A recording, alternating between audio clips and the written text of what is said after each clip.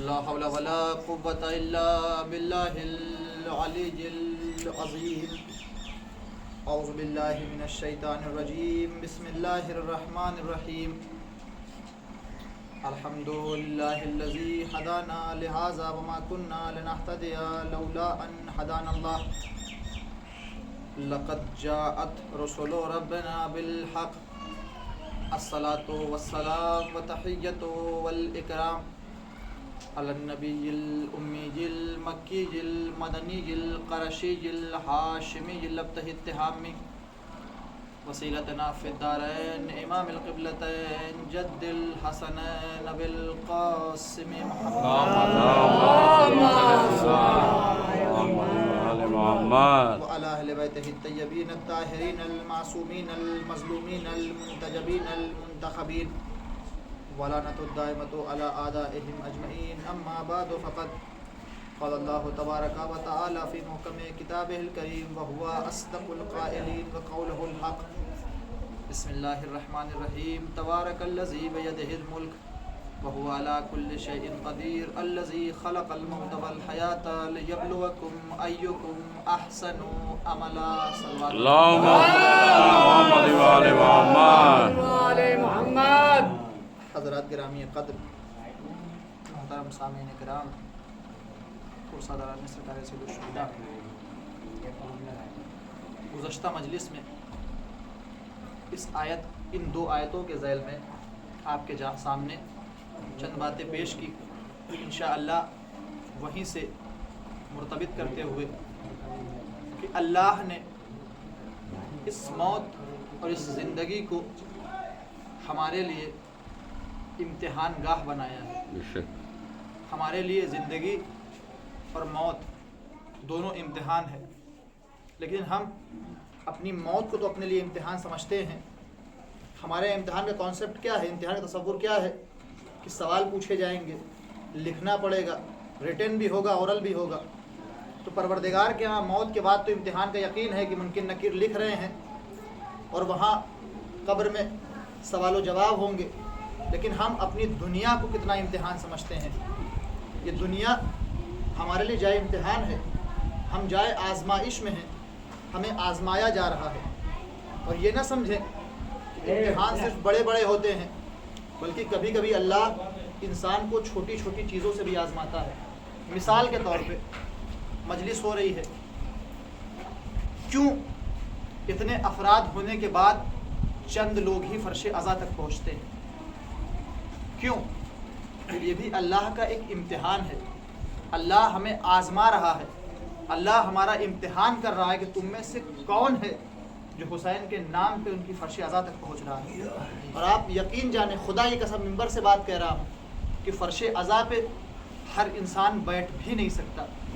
یہاں تک پہنچنے کا شرف اسے ہی حاصل ہوگا جسے جناب فاطمہ کی اجازت مل جائے، جسے مادر حسین کا اذن مل جائے. اس کے علاوہ ہر انسان فرش عزا پہ نہیں پہنچ سکتا. جانے گرامی، ایک مثال کے ذریعے بات واضح کروں اپنے چھوٹے بھائیوں کے لیے. خدا نہ خواستہ کسی کے گھر میں کسی کا انتقال ہو جائے، موت حقیقی چیز ہے اور ہر ایک انسان کو دنیا سے جانا ہے. کسی کا انتقال ہو جائے تو آپ دیکھیں کہ جس کا انتقال ہوتا ہے اس کے جو قریبی رشتہ دار ہوتے ہیں، مثلا کسی کے والد کا انتقال ہوا تو اس کا بیٹا، اس کی بیٹیاں، اس کے پوتے، اس کے بھائی، اس کے جو قریبی رشتہ دار جو خون کا رشتہ ہوتا ہے، آپ دیکھیں گے کہ اس کے جنازے کے ارد گرد ہوں گے، رو رہے ہوں گے، پریشان ہوں گے، بے چین ہوں گے. کیوں؟ اس لیے کہ اپنا رخصت ہوا ہے، کوئی اپنا گیا ہے. لیکن ذرا آپ ایک مرتبہ گھر سے باہر نکل کے دیکھیں تو جو عزیز، جو رشتہ دار، جو ناطے دار، جو محلے والے، جو پڑوس والے، حقیقت کی بات کر رہا ہوں، محلے والے، پڑوس والے، رشتہ دار جو آتے ہیں ان میں کوئی کھمبے سے ٹیک لگا کے سگریٹ پی رہا ہوتا ہے، کوئی رشتہ داریاں نبھا رہا ہوتا ہے، کوئی چائے پی رہا ہوتا ہے. کیوں؟ اس لیے کہ ان کا کوئی اپنا نہیں گزرا ہے. یہ بات قریب اور دور کی ہوتی ہے، رشتہ داری کی ہوتی ہے. جتنا انسان کو جس سے قربت ہوتی ہے تو اس سے اتنا زیادہ قریب رہتا ہے. اور یہی بات فرش عزا حسین پر منطبق ہوتی ہے. آپ دیکھیں جو فرش حسین پہ آ کے بیٹھ جائے سمجھ لیں حسین سے قریب ہے، اور جو فرش عزا سے دور رہے وہ حسین سے کبھی قریب نہیں ہو سکتا. ایک صلوات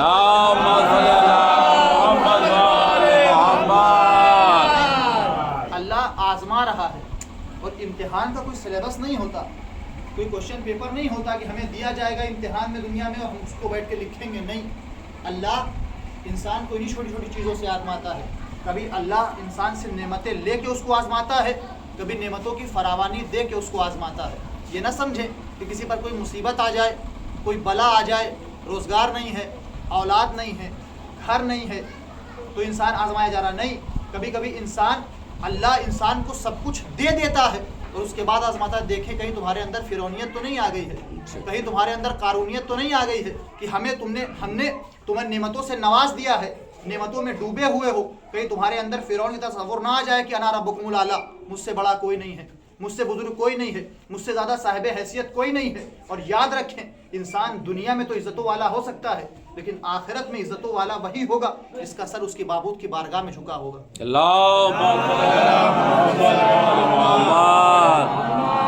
इज़्ज़तों वाला वही होगा।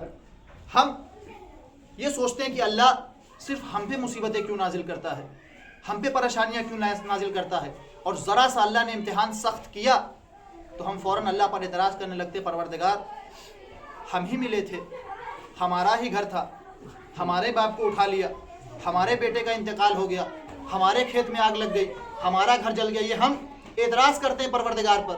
अगर हमें अपने परवरदिगार की ज़ात पर भरोसा होता तो कभी एतराज़ ना करते। हमारे यहाँ ये होता है, परवरदिगार हमारी दुआएं क्यों नहीं सुनता। सबसे बड़ा मसला यही है कि हमारी दुआएं क्यों नहीं सुनी जाती। हम इतना गिड़गिड़ाते हैं, इतना मांगते हैं, इतना रोते हैं, परवरदिगार हमारी दुआएं क्यों नहीं सुनता। जाने ग्रामी कभी हमने सोचा कि वो अल्लाह जिसने वादा किया है मुझसे मांगो मैं दूंगा, और अल्लाह का वादा झूठा नहीं होता, आखिर क्यों हम मांगते रहते हैं, हमारी ज़बानें घिस जाती हैं लेकिन हमारी दुआएं कबूल नहीं होती।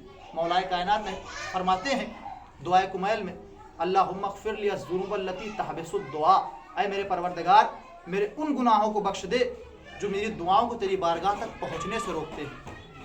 ये मौलाए कायनात कह रहे हैं, उन्हें क्या ज़रूरत है, उन्होंने कौन सा गुनाह किया है, उन्होंने कौन सी खताएं की हैं, वो इस्मत का मुरक्का हैं, इस्मत का महवर हैं, उनके यहाँ खताओं का अंदेशा नहीं पाया जाता। मौला आप क्यों दुआ कर रहे हैं? मौला दुआ नहीं कर रहे हैं, मौला हमें बता रहे हैं कि देखो अगर परवरदिगार से मांगना है तो मांगने का सलीका ये होना चाहिए, अल्लाह से इस तरह मांगना चाहिए। हमारे गुनाह हैं जो हमारी दुआओं को परवरदिगार की बारगाह तक नहीं पहुँचने देते। हम ज़रा सा परेशान होते हैं, हर इंसान के आगे हाथ फैला देते हैं, किसी के आगे भी हाथ फैला देते हैं, किसी से मांगने लगते हैं, लेकिन क्या ये हमारा अमल अल्लाह को पसंद है? मिसाल के तौर पर मैं अपनी बात करूं, मैं किसी की बात नहीं करता। मसलन मैं ईरान का तालिब इल्म ईरान में पढ़ता हूं, मैं अपनी किताबें साइड में रख के हर रोज़ हर दफ्तर में पहुंचा रहूं, पैसे मांगने, जो मिल जाए उसके आगे हाथ फैला दूं। कल को हमारा कोई अजीज़, कोई चाहने वाला, कोई रिश्तेदार ज़ियारत पे पहुंचा, उसने मुझे देखा इस हरकत करते हुए, वापस आया, हमारे कोई रिश्तेदार मिल गए, चचा मिल गए, मामू मिल गए, उनसे कहा कि आपका भांजा, आपका भतीजा, आपका बेटा वहाँ ये हरकतें कर रहा है, हर आदमी के आगे हाथ फैला रहा है, उनसे मांग रहा है, उनके आगे दस्त दराज कर रहा है, वो क्या कहेंगे? हमारा उससे कोई ताल्लुक नहीं। क्यों? इसलिए कि इंसान अपनी इज्जत से समझौता नहीं करता। हर इंसान, फितरी बात है, क्या कहेगा, हमसे उससे कोई लेना देना नहीं है। आप खुद सोचें, जब मामूली सी इज्जत रखने वाले हम इंसान ये गवारा नहीं कर सकते कि हमारा अपना किसी दूसरे के आगे हाथ फैलाए, तो हकीकी कुदरतों का मालिक है, जो इज्जतों का खल करने वाला है, वो परवरदिगार कैसे गवारा करता है? बंदा मेरा है, हाथ दूसरों के आगे फैला रहा है। एक सलवात पढ़े हमारी दुआएं, हमारी मुनाजातें हमारे खुद के अमल की वजह से कबूल नहीं होती, और कभी कभी कुछ वजह ऐसी होती हैं जिनकी वजह से हमारी दुआएं कबूल नहीं होती। एक वाक़या आपके सामने पेश कर रहा हूँ, और अगर आपने वाक़या महसूस किया तो कसम खुदा की आप दुआएं मांगेंगे कि आपकी दुआएं कबूल न हुआ करें। ऐसा वाक़या है कि अगर आप समझ गए और महसूस कर लिया इसे, तो दुआएं मांगेंगे परवरदिगार हमारी दुआएं तो कबूल न किया कर। अल्लामा अमीनी बहुत बड़ा नाम है तशय्युअ का, जिन्होंने अपनी ज़िंदगी के 30 साल, 1-2 साल नहीं 30 साल सिर्फ मौलाए कायनात की विलायत पर सर्फ कर दिए हैं। उन्होंने गदीर के मुतालिक जो रिवायतें छुपाई गई थीं, जिन्हें जलाया गया था, जिन्हें दफन किया था, उन्होंने अपनी ज़िंदगी के 30 साल सर्फ करके गदीर के ऊपर मौलाए कायनात की विलायत पर एक किताब लिखी, इसका नाम है अल-गदीर। और आज विलायत के मौजू पर सबसे बड़ी किताब है वो, जिसको अल्लामा अमीनी रहमतुल्लाह अलैह ने लिखा।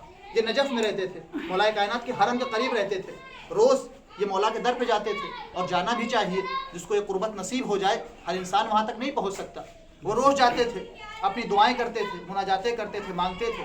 ایک دعا کوئی ایسی تھی کہ جو ان کی دعا قبول نہیں ہو رہی تھی. روز آئے مولا میری ایک دعا ہے، آپ سب کچھ سن لیتے ہیں، ہر دعا میری پوری ہوتی ہے، لیکن ایک خواہش میرے دل میں ہے جو پوری نہیں ہوتی، اور میں عرصے سے اس خواہش کو آپ کے سامنے ظاہر کر رہا ہوں اور آپ میری دعا نہیں سنتے. روز آتے تھے، شکایت کر کے مولا سے کہہ کے واپس چلے جاتے تھے. اور مولا سے واقعاً دعا ہمیں اس انداز میں کرنی چاہیے جیسے ہم اپنے مولا سے باتیں کر رہے ہیں. ہم دعا کیسے کرتے؟ لگتا ہے ہم نے مولا اور اللہ کو قرض دے رکھا اور واپس مانگ رہے ہیں.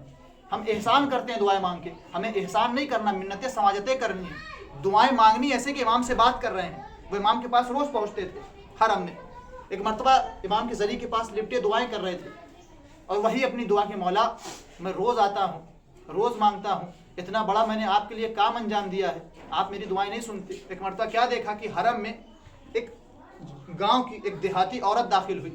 اس کی آگوش میں بچہ تھا جس کے بدن میں کوئی حرکت نہیں تھی، راشا پڑا ہوا تھا، پیرالائز تھا. لا کے اس نے مولا کے حرم کے سامنے لٹا دیا، ذریعے کے سامنے لٹایا. کہا مولا اے علی، اے رسول کے وارث، اے رسول کے جزاد بھائی، تجھے واسطہ ہے اس پیغمبر کی ذات کا جس نے تجھے اپنا ولی بنایا ہے، تجھے واسطہ ہے اس پروردگار کا جس نے تجھے عظمت و شرافت سے نوازا ہے. تو مجھے میرے بیٹے کو واپس کر، میں اپنا بیٹا تیرے دروازے سے لے کے جاؤں گی، ورنہ روز محشر میں پروردگار سے اور اس کے رسول سے تمہاری شکایت کروں گی. ایک مرتبہ سب نے کیا دیکھا؟ جو بچہ اب تک ہل نہیں سکتا تھا اس نے حرم کا طواف کرنا شروع کر دیا. اس نے حرم کا طواف کرنا شروع کر دیا. حرم میں ایک شور ہو گیا، معجزہ ہو گیا. ایک مرتبہ علامہ امینی کو بڑی تکلیف ہوئی، اور ظاہر سی بات ہے ہم اگر کسی چیز کی آرزو رکھیں اور کوئی ہمارے سامنے وہ چیز کسی دوسرے کو دے دے بڑی تکلیف ہوتی ہے. علامہ مجلسی کو بڑی تکلیف ہوئی، علامہ امینی کو، کہ ہم اتنے دن سے مانگ رہے ہیں، مولا نہیں دے رہے ہیں. یہ آئی، اس نے مولا کو دھمکی دی، مولا نے اس کی دعائیں سن لی. کہتے ہوئے وہاں سے نکلے اور گھر پہنچ گئے. رات میں بستر پہ لیٹے، جب نیند آئی مولا کائنات خواب میں آئے. اے امینی، تم جانتے ہو میں تمہاری دعائیں روز سنتا ہوں، لیکن تمہاری دعا قبول کیوں نہیں؟ تمہیں پتہ ہے اس لیے کہ وہ جو عورت دعائیں مانگنے آئی تھی، وہ عورت جو اپنے بچہ لے کے آئی تھی، اس کے اندر ابھی اتنی صلاحیت نہیں ہے کہ اگر اس کو ہم نہ عطا کرے تو وہ برداشت کر جائے. وہ مجھے ڈر تھا کہیں ایسا نہ ہو کہ میں اس کی دعائیں قبول نہ کروں اور وہ اسلام سے خارج ہو جائے، وہ میری مخالف ہو جائے، وہ اسلام کی مخالفت کرنے لگے. اس لیے میں نے اس کی دعائیں سنی. اور مجھے تم سے اور مومنین سے خطرہ نہیں ہے، تم اپنے ایمان سے ہٹنے والے نہیں ہو. اور دوسری بات یہ ہے کہ ہم اہل بیت، تم مومنوں کی دعائیں اس لیے کبھی کبھی نہیں سنتے کہ ہمیں تمہارا مانگنا پسند ہے. اللہ اکبر. ہمیں تمہارا مانگنا پسند آتا ہے، ہمیں تمہارا گڑ گڑانا پسند آتا ہے. اب فیصلہ آپ کریں. ہے کوئی علی کا چاہنے والا جس کی آرزو اتنی بڑی ہو کہ اسے علی کی پسند کا خیال نہ ہو؟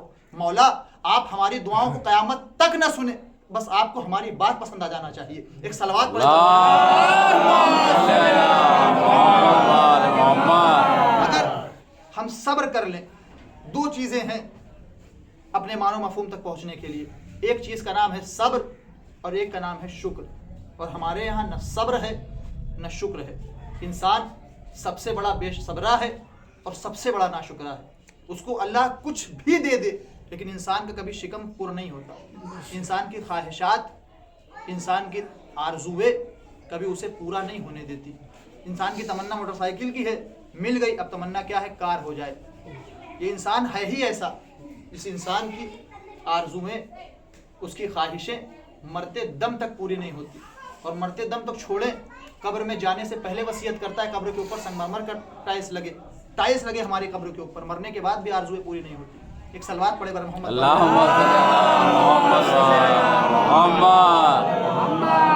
گرامی، تو ہمیں یہ دیکھنا ہے کہ ہمارے کون سے ایسے گناہ ہیں، ہماری کون سی ایسی خطائیں ہیں جو ہماری دعاؤں کو ہمارے پروردگار کی بارگاہ تک نہیں پہنچنے دیتی. اور یہ تب ہوگا جب انسان کو حقیقی معنی میں اپنے پروردگار کی معرفت ہو جائے گی. معرفت ایک بہت بڑا مسئلہ ہے. پروردگار کی معرفت، اس کے رسول کی معرفت، اس کے ائمہ کی معرفت. اور جب انسان معرفت کے اعلیٰ منزلوں پر پہنچتا ہے تب انسان حبیب ابن مظاہر بنتا ہے، تب انسان جون بنتا ہے، تب انسان سلمان بنتا ہے کہ فارس سے آنے کے بعد پیغمبر اسے منیت کی سند دیتے ہوئے نظر آتے ہیں. جب انسان کے اندر معرفت ہوتی ہے تب انسان کے اندر جذبہ قربانی پیدا ہوتا ہے، جذبہ ایثار پیدا ہوتا ہے. اور یہی معرفت کربلا والوں کے اندر حسین نے اس طرح سے بھر دی تھی کہ حسین کے اصحاب کرے مولا اگر آپ کے محبت میں 70 مرتبہ ہمیں قتل کیا جائے اور ہماری خاک کو آسمان میں اڑانے کے بعد ہمیں پھر سے زندہ کیا جائے تو ہم آپ کی نصرت میں کوتاہی نہیں کریں گے. یہ اصحاب حسین، یہ ہے ان کی معرفت. انہیں پتہ ہے کہ 10 محرم ہماری قربانی کا دن ہے، ہمیں شہید کیا جائے گا، لیکن پھر بھی حسین پر جان قربان کرنے کے لیے تیار ہیں. اور حسین کے پاس آتے ہیں، مولا مجھے مرنے کی اجازت دے دیجیے. عزادارو، جب امام حسین کے عوان و انصار شہید ہو گئے اور کوئی نہیں بچا تو ایک مرتبہ حسین نے آواز استغاثہ بلند کی ہے. حل من ناصر ینصرنا، حل من مغیث یغیثنا، حل من معین یعیننا. ہے کوئی جو حسین کی آواز پہ لبیک کہے، ہے کوئی جو حسین کی نصرت کرے، ہے جو اس عالم غربت میں جو حسین کی آواز پر لبیک کہنے والا ہو. عجب نہیں لاشیں تڑپیو مولا موت نے مجبور کر دیا، ورنہ آپ کی نصرت کے لیے ضرور آتے. ایک مرتبہ خیمے سے کوہرام برپا ہوا، حسین درے خیمہ پہ آئے. زینب کیا کوئی بچہ پھر سے اس دنیا سے رخصت ہو گیا؟ زینب کہتی نہیں بھیا، آپ کی آواز استغاثہ کا سننا تھا. علی اصغر نے اپنے آپ کو جھولے سے گرا دیا. جزاکم ربکم خیر الجزا. کیا جذبہ ہے قربانی کا، کیا محبت ہے حسین کا. دادارو، یہ آج امام ہمارا آخری شب ہمارے یہاں مہمان ہے، رہے تو اگلے برس ہم ہیں، اور یہ غم پھر ہے جو چل بسے تو اپنا سلام آخر ہے. یہ سوچ کے حسین کی مجلس میں آیا کرے کہ ہماری آخری مجلس ہے، اور حسین پر اتنا گریا کرے کہ حسین کی ماں حسین کے زخموں کا مرہم لینے آتی.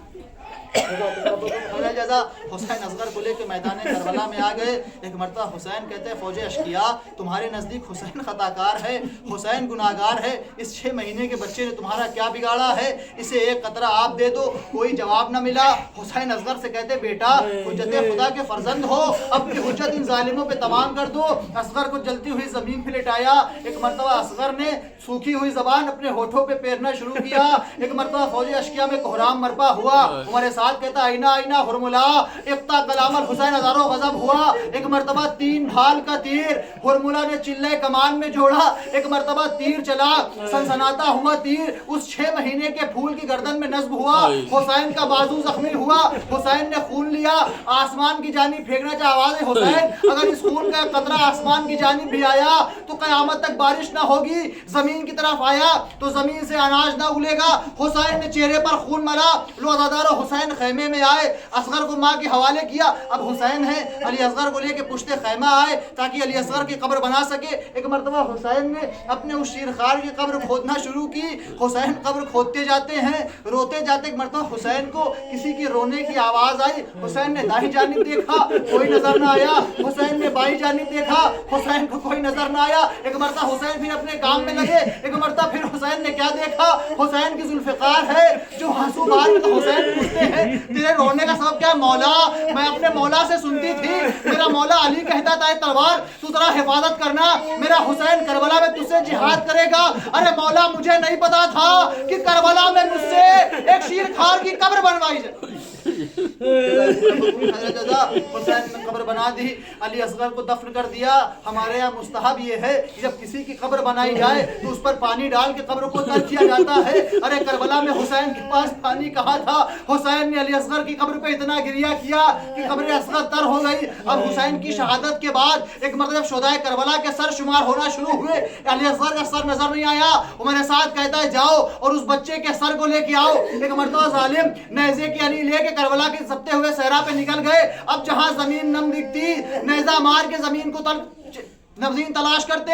ایک مرتبہ ایک جگہ نیزہ مارا. اب نیزہ باہر نہ نکلا بلکہ نیزے کے ساتھ بانوں کا چاند باہر نکلا. ایک شکیر نے تلوار نکال کے اصغر کا سر قلم کیا. ایک مرتبہ ماں یہ منظر دیکھ رہی تھی. ایک ماں نے آواز دی بیٹا، اے میرے بیٹا، تمہیں کربلا میں شہید کر دیا گیا. بھاری بات. کس جگہ تیری تربت بناؤں، ہے میرے لال نادان اصغر. انا للہ و انا الیہ راجعون. میرے لال اصغر، میرے لال اصغر، میرے لال اصغر، میرے لال اصغر. آرزوؤں کا دامن ہے زخمی، 6 महीने का बचपन है जख्मी, खून में तर है तेरा शलू का, तीर से तेरी गर्दन है जख्मी, तीर से तेरी गर्दन है जख्मी। मैं तेरा हाल किसको सुनाऊं, मेरे लाल नादान असगर। इन्ना लिल्लाहि व इन्ना इलैहि राजिऊन। मेरे लाल असगर, मेरे लाल असगर, मेरे लाल असगर, मेरे लाल असगर। मागाह से सदा रही है, याद तेरी सितम ढा रही है, लौट आ शाम ढलने से पहले, माँ पछाड़े तेरी खा रही है, माँ पछाड़े तेरी खा रही है। जो तू रूठा हो तुझको मनाऊं, मेरे लाल नादान असगर। इन्ना लिल्लाहि व इन्ना इलैहि राजिऊन। मेरे लाल असगर, मेरे लाल असगर, मेरे लाल असगर, मेरे लाल असगर। समय के दर पे चिल्ला के बानो, मर ही जाएगी घबरा के बानो, जब करेगी तलब तुझको मुझसे, अपने हाथों को फैला के बानो, अपने हाथों को फैला के बानो। सोचता हूँ उसे क्या बताऊं, मेरे लाल नादान असगर। इन्ना लिल्लाहि व इन्ना इलैहि राजिऊन। मेरे लाल असगर, मेरे लाल असगर, मेरे लाल असगर, मेरे लाल असगर। वहशतों की हवा चल रही है, करबला धूप से जल रही है, अश्किया घोड़े दौड़ा रहे हैं, हाथ बेचारगी मल रही है, हाथ बेचारगी मल रही है। किस जगह तेरी तुरबत बनाऊं, मेरे लाल नादान असगर। इन्ना लिल्लाहि व इन्ना इलैहि राजिऊन। मेरे लाल असगर, मेरे लाल असगर, मेरे लाल। चिल्लाती थी ज़ैनब मेरे माँ जाए हुसैन, कौन तेगों से बचा कर तुझे ले आए हुसैन, कौन तेगों से बचा कर तुझे ले आए हुसैन। फातिमा रो रही है हाथों से पहलू थामे, फातिमा रो रही है हाथों से थोड़ा आगे बढ़ा दो, पहलू थोड़ा आगे थामे। बढ़ेगा। हुक्म गर हो तो बहन दौड़ के बाजू थामे, कट गई तेग तले जब सफे दुश्मन आई, कट गई तेग तले जब सफे दुश्मन आई। बिगड़ी इस तरह लड़ाई कि ना कुछ बन पाई, बिगड़ी इस तरह लड़ाई कि ना कुछ बन पाई। तेग क्या आई कि उड़ती हुई नागिन आई, तेग क्या आई कि उड़ती हुई नागिन आई। गुलभागो था कि हंगामा ठहरने का नहीं, गुलभागो की हंगामा ठहरने का नहीं। जहर इसका जो चढ़ेगा तो उतरने का नहीं।